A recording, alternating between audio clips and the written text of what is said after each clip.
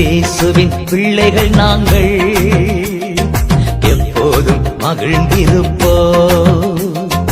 இயேசுவின் பிள்ளைகளே எப்போதும் மகிழ்ந்திருங்கள். நமக்கெதிராய் மந்திரம் இல்லை, குறி சொல்லல் எதுவும் இல்லை.